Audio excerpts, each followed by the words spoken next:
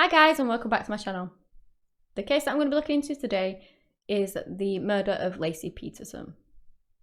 I'd just like to let you know, no disrespect to anyone I'm going to talk about today. I've just gathered the information from the internet and compiled it into a video for educational purposes.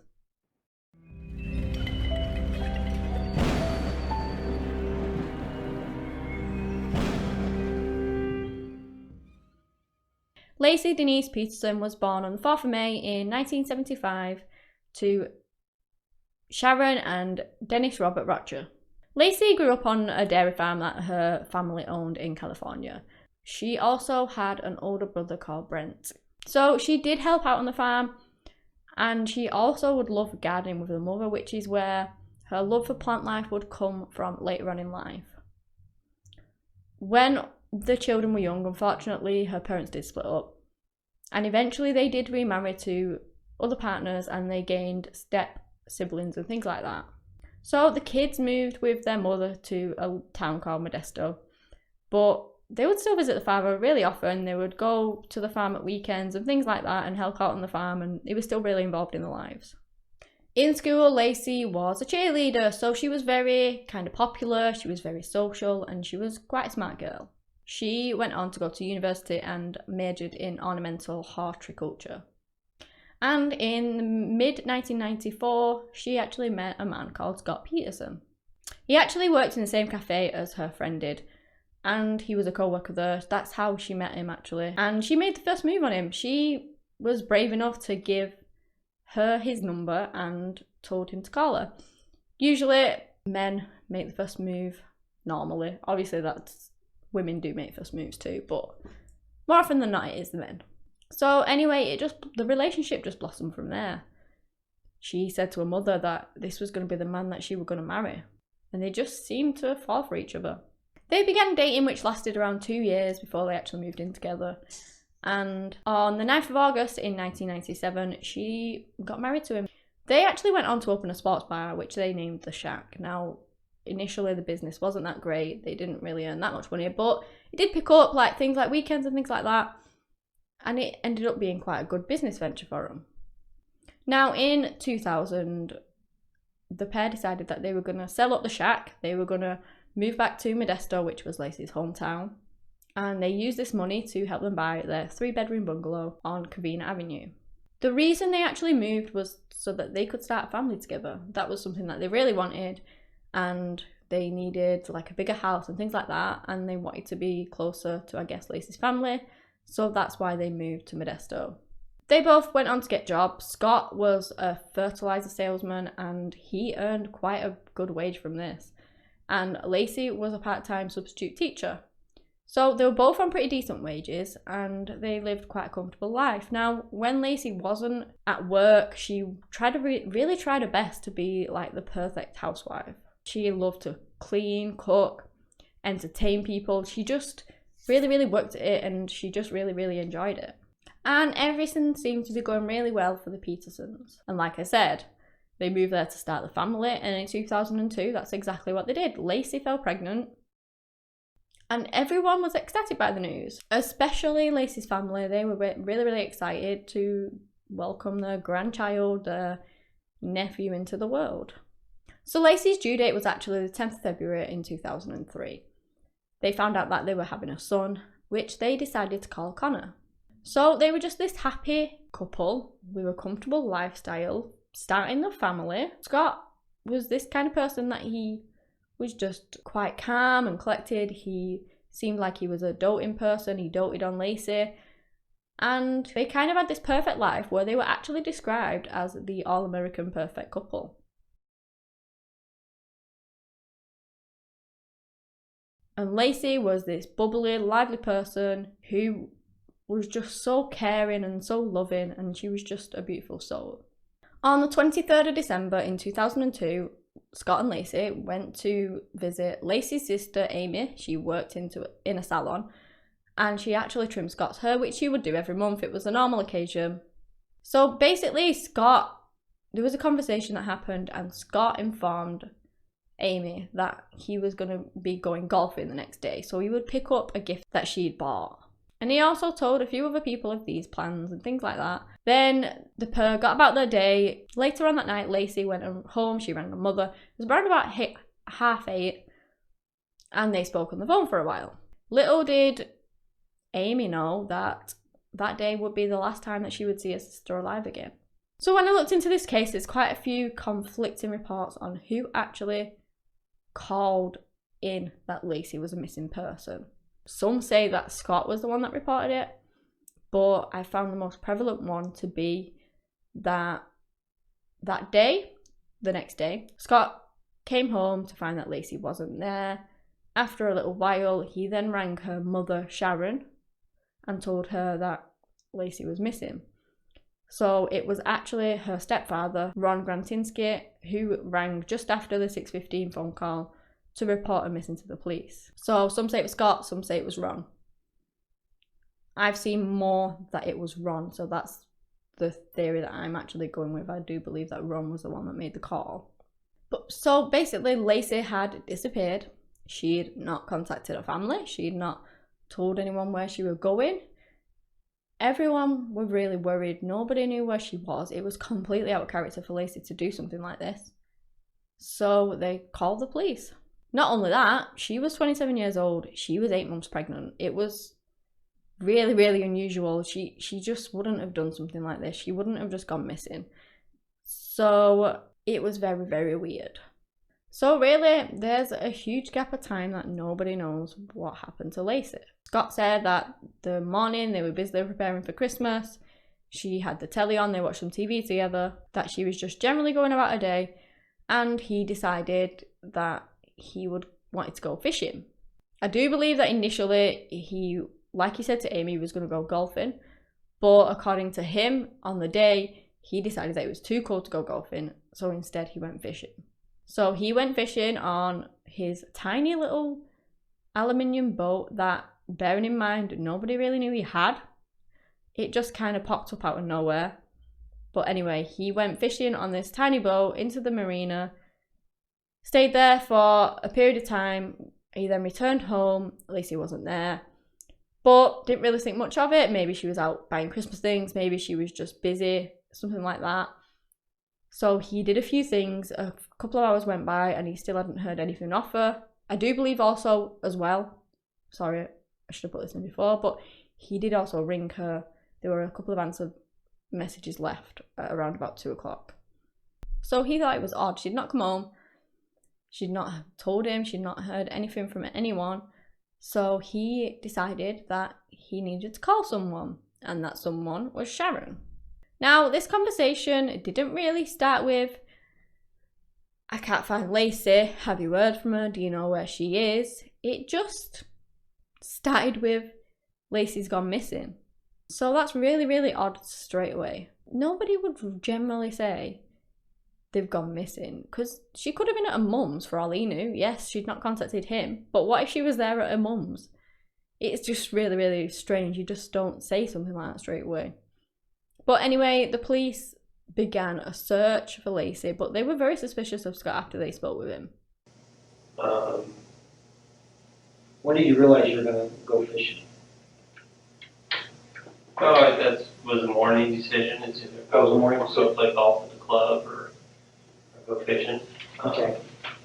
Seemed too cold to go play golf at the club, so yeah, just decided to 9:30 or. The next day, the Modesto firefighters and police carried out this huge wide-scale search. They looked all down an area called Dry Creek. They had helicopters with searchlights, mounted police, dogs. They had water rescue units. They literally just pulled out all the stops. The community volunteers, along with their family members, all pulled together, as well as the police and things like that, to try and just complete these extensive searches that they needed all these people to do. So they would spread awareness across the media like they normally do. They would post posters and things like that. And in the first 2 days, I believe there were 900 people out looking for her. And that was before the police directly kind of involved a lot of officers into it, and before it was widely spread on the media. So to have that many people searching for her when it's not even that sort of public yet was pretty amazing. Now this case went huge. It would gain national media coverage. It was just everywhere, and it was so under the spotlight. It was just such a high profile case, it turned out to be. And Scott Peterson was under the microscope. He would be. More often than not, people look to family straight away. They look to the husbands straight away because, well, they want to rule them out. More often than not, it is the husband, unfortunately, in these cases. But if not, they have to look into it and they have to then rule them out. So he was the main kind of person that they initially focused on. But not only was he under the microscope of the police, he was under the microscope of the media. They would document his every move, pretty much. He was in the limelight, and he kind of didn't really act like you would think a husband that had his wife missing would act. He didn't really show any empathy. He didn't really show any emotion. And he kind of had a lack of grief, where Sharon, her mother, remembers running around parks trying to look for her daughter frantically, even searching, lifting up literally the lids of dustbins and looking in to see whether her daughter's body was in there. So it's just not really comparable, really, when he supposedly loved her so much. The floor had fallen out beneath Sharon's feet with her daughter missing, and her husband didn't really seem to care. Sharon also stated that she questioned him about this boat. Like I said, it kind of came out of nowhere. Nobody really knew that he even had it.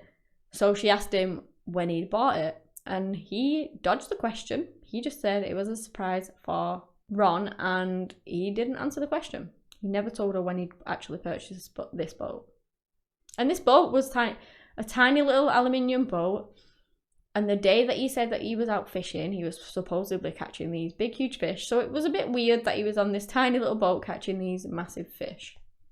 Within a couple of days, the police actually got a warrant to search the Peterson house. And they had a look around. They found that, like I said, the dining table was set. She had her keys, her sunglasses, her purse, all stuffed in the cupboard. One detective also noted that the phone book was open on the side, and the page that it was open to was a full-paged ad for a defense lawyer, which was found to be very strange. They were suspicious of Scott. He had a receipt of the marina that he'd been fishing on that day, so obviously they had this to kind of prove that he was there, but they sent forensics over anyway. They took his PC and his car and things like that. They just tested it all because they were suspicious of him. The way he was acting, everyone was. Like I said, he was in the media. People really, really did think that he had done something to Laci. So going back to Scott, like I said, his wife had gone missing. He wasn't panicked. He wasn't kind of grief-stricken like you assume someone's would be when the wife had just gone missing. He was very calm. He was very cool and collected. Not only that, he never really asked questions. So he never asked the police anything like, how's the investigation going? Do you have any leads? Do you know where she is? And they just thought it was really odd for somebody in such a scary and emotional situation to seemingly not be that bothered. He didn't seem alarmed or concerned. He was just calm. Please don't get me wrong.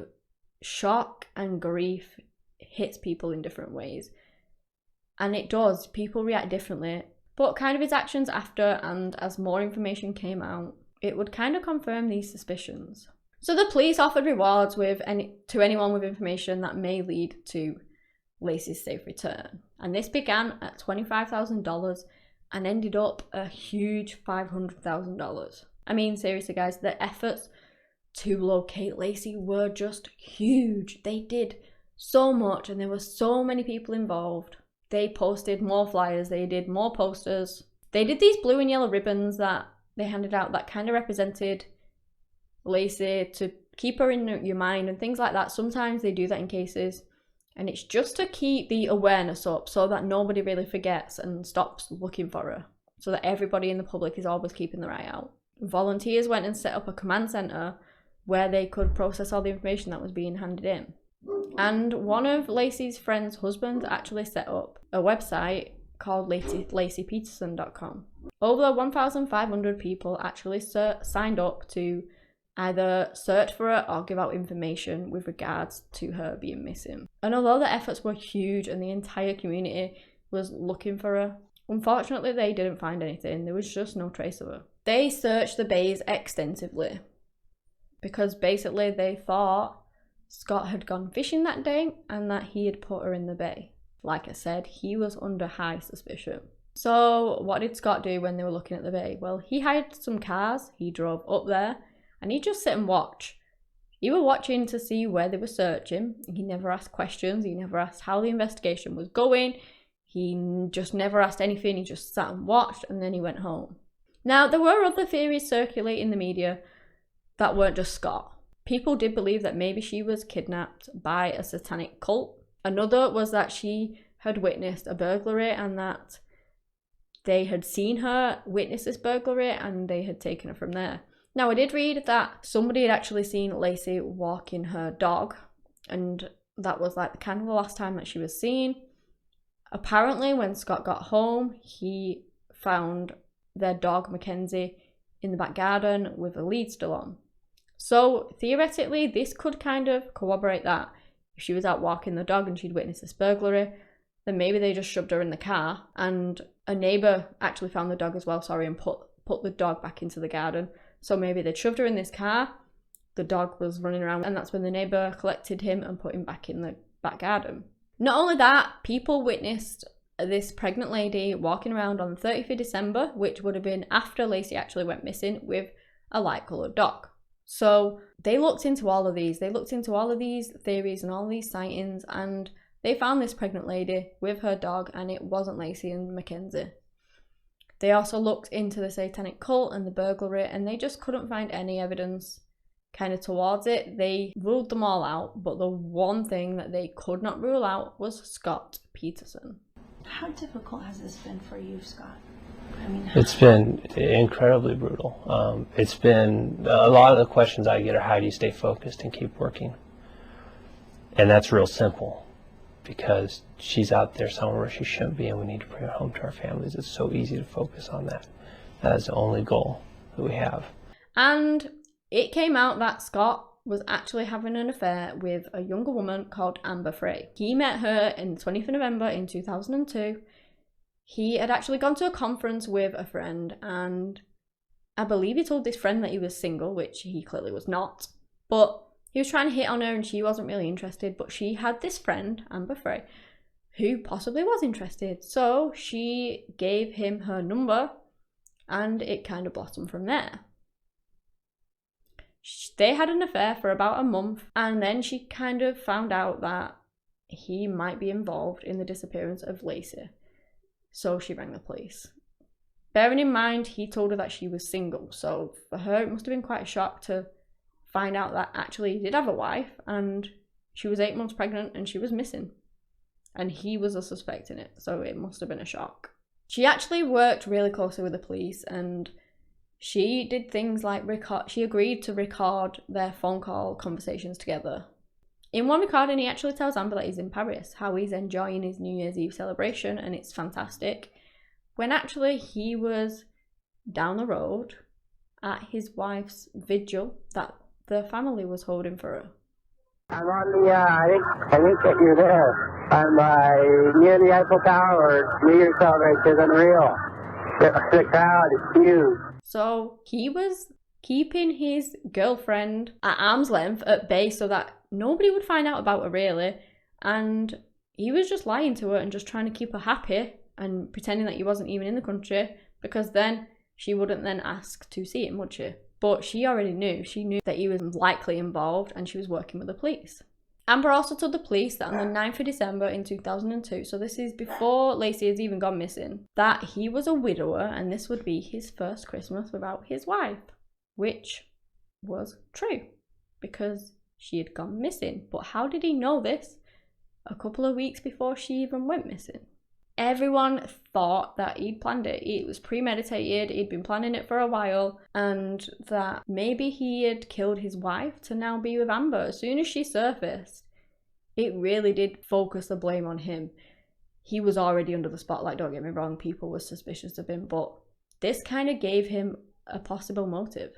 With her recordings and her testimonies, they were very pivotal in this case, but I will tell you more about that later on. The thing with this case is that it was so high profile, and the media storm that came around it after people found out about Amber was just immense. Personally, how are you holding back to all this? Well, This is a lot. tremendous strain, obviously, so.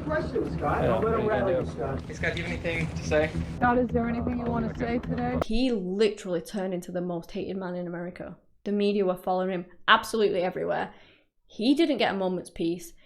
They were outside his house with megaphones and they were shouting at him. Sorry, this has been bad journalism. We apologize, Scott, for asking pointed questions about all the untruths you've told. You think you'd be pissed off that this guy's sitting here trying to fool the world with all his phony stories and lies? Oh, he was just followed everywhere. For such a small town like Modesto, the fact that they was caught up in this huge media storm was just insane. So a few months went by, they didn't really find anything until on the 13th of April in 2003, a huge storm had hit. So it was after the storm had passed that a couple were walking down the San Francisco Bay shore, walking the dog, when they found the decomposing body of a late-term fetus. The body was male and they found it in like a marshy area. Its umbilical cord was still attached. So, and it was rough. It looked like it had been snapped or ripped. It didn't look like it had been clamped and then cut like it would normally happen after a normal birth. It looked like it had been torn or something like that. This body was taken for autopsy, and the very next day, another body washed up.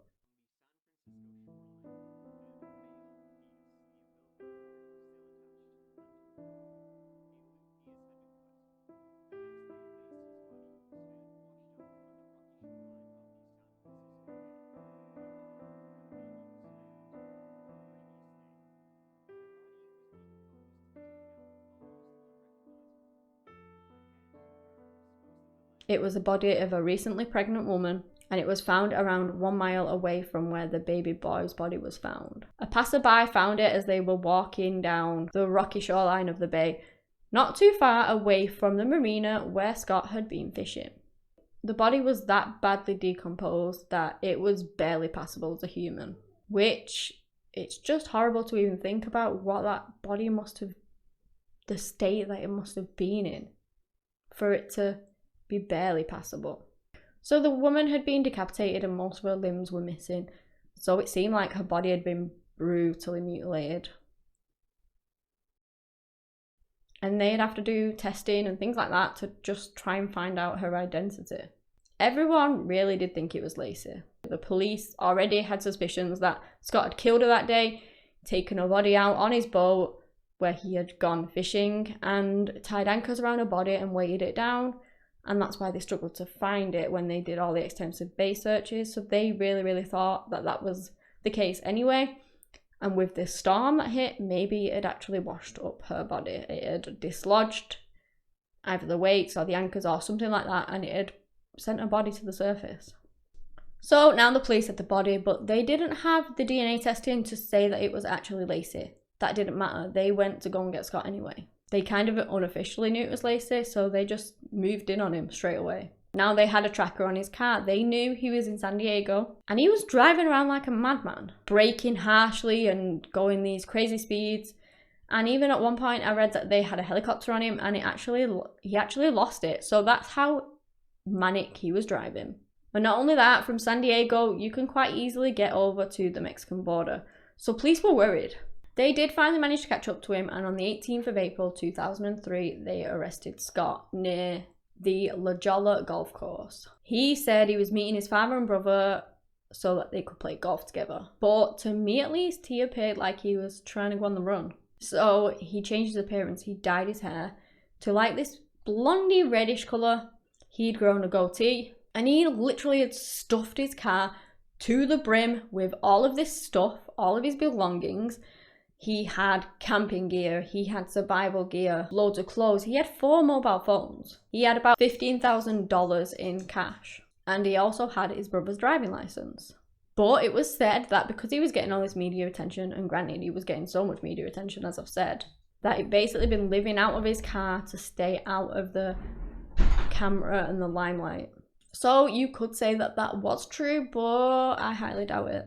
I just found the dyeing of his hair and trying to change his appearance really odd, along with the car absolutely rammed with all of these things that you could potentially cross the border and kind of just camp out somewhere. Like I said, I immediately thought he was going to run, and so did the police and the prosecution. They thought he was trying to run to Mexico. On the drive back, after the police had collected him and arrested him, that's when they got the call that the DNA had come through, and they confirmed that the body was that of Laci and Connor. And they told Scott, and all he did was kind of do this little sniffle, and then that was it. He didn't seem to care. So I saw a police interview where the policeman said that they basically went to go and get food, and they offered Scott some in case he was hungry on the car journey to the police station. And he came out with this massive order. He ordered all this stuff and just ate it like he didn't care that his wife's body and his unborn son's body has just been found. The officer stated how surprised he actually was to see how he could be so compartmentalized and after such a tragedy just carry on like normal. He'd not really seen that before, so he found it really, really strange. Anyway, the bodies were autopsies on. Connor's was actually sealed from what I could find. But an anonymous source did reveal that 1.5 loops of nylon tape was found around the neck, and he had significant cuts on his body. But the strange thing is that his skin hadn't decomposed at all, although the right side of his body had been mutilated. Laci had 2 broken ribs, but it couldn't really be determined whether that had happened before she died or after. All of her organs had been removed except from her uterus, which was protecting Connor. And that explains why Connor wasn't that decomposed. His body was just really well preserved. Eventually, Connor left his mother's body, with her decomposition becoming too great to kind of basically keep him contained. And they couldn't discover Laci's cause of death. She was just that badly mutilated, and the decay of her body was so great that they just couldn't, it was just impossible. On the 21st of August, he was arraigned, and he pleaded not guilty. And it came to light that he'd had a few affairs. It wasn't just his most recent one, which was Amber Fry. He'd had a couple of affairs before that, and apparently one of which Laci actually knew about. His trial started on the 1st of June in 2004, just over a year after Laci's disappearance. Once more, it was all over the media, and there was so much information put forward in the trial to try and put reasonable doubt into it. They tried to put forward that burglary theory where Laci had witnessed this burglary, and she, like I said before, she was walking a dog, and that they kidnapped her and that it wasn't actually Scott at all. From what I could find, there was a very strong case against Scott, but there was also a lot of doubt in the jury members because of all of these things that could have potentially happened as well. Because the one thing they didn't really have against Scott was forensics and DNA evidence, things like that. And I do believe that a lot of jury members initially did believe that Scott was innocent. But when Amber came forward with the tapes and things of him lying to her when he was just down the street and trying to keep her happy, when he was more concerned about his girlfriend's happiness than finding his missing wife and unborn child, it just completely flipped the case and it just sunk Scott. That's when it all turned around. After months in trial, the jury eventually came back with a guilty verdict of first-degree murder. Please let me just put it out there that some people do still believe that Scott is innocent, and that the wrong man was convicted, and to this day he still maintained his innocence. There are also many people that do believe that the right man was convicted. And I'm not going to put all the details of the trial in. I've put in that they thought he was innocent because of sort of those reasons, and the reasons why they thought he was guilty. There is so much more to it. But I didn't want to make this really, really long video that explained all the details of the trial. So if you would like to look more into that, please do go ahead, because it is quite interesting and there is more information out there. What I can say though is that nobody in the courtroom can really say that they thought they had put this case beyond reasonable doubt, but kind of with all the evidence, it is felt that he was guilty. On the 12th of November 2004, Scott Peterson was convicted of first-degree murder for the murder of his wife, Laci Peterson, and charged with second-degree murder for his unborn son, Connor. Scott was sentenced to death on the 13th of December 2004. The judge called the murder of Laci cruel, heartless, and uncaring, and that's how you can seemingly describe Scott. The jury and things like that and the media kind of saw this fairly attractive man, as they put it. He was seemingly loving, doting, this just all-round nice guy, and people found it really hard to believe that he could do something like that. But just because you're a good-looking guy or a good-looking girl doesn't mean that you can't commit these heinous crimes. But it's just, people just find it really, really strange to think that somebody like that could do something like this. But take Chris Watts, for example. He was a monster and he was a very attractive guy. He's seemingly this really, really nice guy.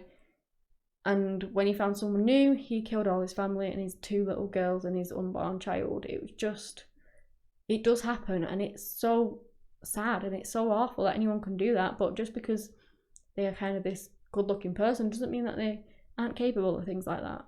So Scott remained on death row awaiting his sentence by lethal injection. But again, he maintains that he had nothing to do with his wife's death. In August 2020, his death sentence was actually overturned by the California Supreme Court.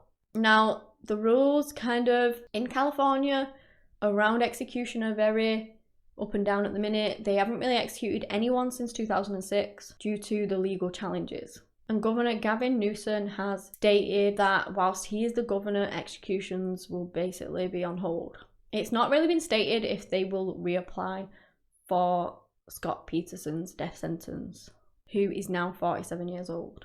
This case, like I said, was enormous, and it did actually create change. It actually led to the Unborn Victims Violence Act, which is also known as Laci and Connor's Law. Her parents actually went to the White House to sign the bill, and it basically states that any person that causes death or injury to an unborn child whilst committing a crime against a pregnant woman will be charged with a separate offence. Obviously, Laci and Connor's death was so sad, and I guess the family could gain some kind of solace knowing that she did actually change some things for the better. Laci Peterson was only 27 years old, and her son Connor didn't even get a chance at life. No one truly knows the events leading up to kind of Laci's death, because he's just always maintained his innocence, so he's not going to admit that he did the sequence of events, what happened, because he states that he's innocent. It's really widely believed that he actually killed her because she had gotten pregnant, even though that was what they moved there for and they wanted to start a family, or at least Laci thought they did. And because she was pregnant, he was basically stuck with her. He met this new woman, Amber Fry. He wanted to be with Amber. He thought that maybe a pregnancy would make it more complicated, and so he killed her. He then took her body to the marina where he went out fishing, and he mutilated the body. He wrapped anchors around it to obviously sink it to the bottom, and then he tossed her with his unborn child into their watery grave below. And I find it horrendous. Like, if you want to get rid of somebody, you don't want to be with them anymore, yes, okay, a child does complicate it a little bit more, but that doesn't give you an excuse to kill them. No one ever has the right to take somebody else's life, ever. Laci was this beautiful young woman with aspirations of a family. Her son, she was looking forward to meeting him, to raising him, and she had a whole life ahead of her. And her family was destroyed and utterly heartbroken at losing their daughter, like you would be, and their grandchild. For me personally, I do think they did get the right man. But as always, it's my opinion, which I've formed looking into this case and seeing how he reacted and things like that and the evidence against him. But if you guys disagree, let me know. Let me know in the comments below, and we can maybe discuss what we think with each other and share our thoughts. This case was a suggested case once more by Shauna, so thank you very much for these suggestions. I really enjoy looking into them and I find them so interesting. If you like my content, please like and subscribe to my channel. You can view similar videos of similar content throughout. If you guys have any suggestions you'd like me to look into, please do let me know and I'll look into them for you. Anyway guys, that's all I have today on the murder of Laci Peterson. Thank you so much for watching, and until next time, bye!